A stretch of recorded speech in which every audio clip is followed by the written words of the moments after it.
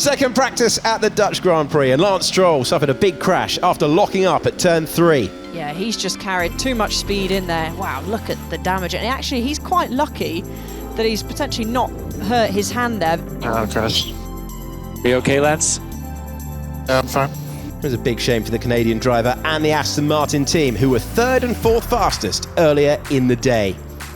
A lengthy red flag followed, and once the drivers were back on track, there was another disruption, a virtual safety car period, after Isaac Hadjar was forced to stop his racing bull on the circuit. I have no power. Stop the car on track. That's it, retire. Confirmed. With the virtual safety car over and less than half the session remaining, Lewis Hamilton had a scary deja vu moment. It's a tough circuit. Oh, he's going to lose it. For the second time today, round goes Hamilton.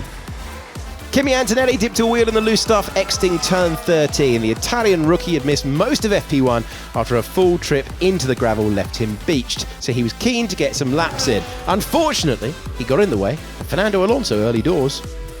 Antonelli's blind. Yeah, I saw that. Charles Leclerc was another upset by what he felt was some inconsiderate driving.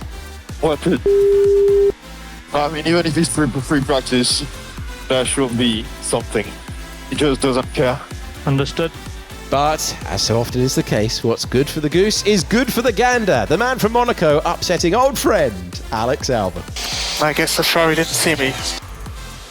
George Russell had to have his wits about him in the pit lane. The current Drivers' Championship leader Oscar Piastri with a late deviation from his line. Oh my god. What happened, George?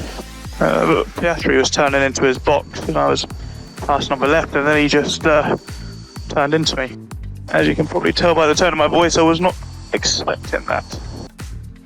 There was a second red flag with 20 minutes to go. Alex Albon responsible this time, the Thai driver with too much speed into turn 1, locking up and sliding through the gravel. His Williams front wing making contact with the barriers. Yeah, he braked quite late. Was at about 60 metres in, locked that inside front, tried to turn in, and then that split-second decision, he had no choice. He had to come off the brake, otherwise he would have been sailing even harder into the gravel. We beached. Yeah, I think I've beached it. Sorry.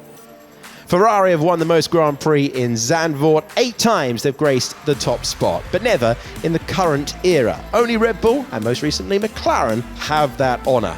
Max Verstappen 3 times, and the current form driver Lando Norris 12 months ago.